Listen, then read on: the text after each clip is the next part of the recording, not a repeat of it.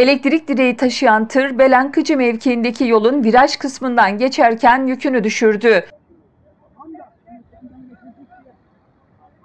Her iki şeridi kaplayan elektrik direkleri yüzünden yol trafiğe kapanırken araç sürücüleri kendi imkanlarıyla yolu açmaya çalıştı.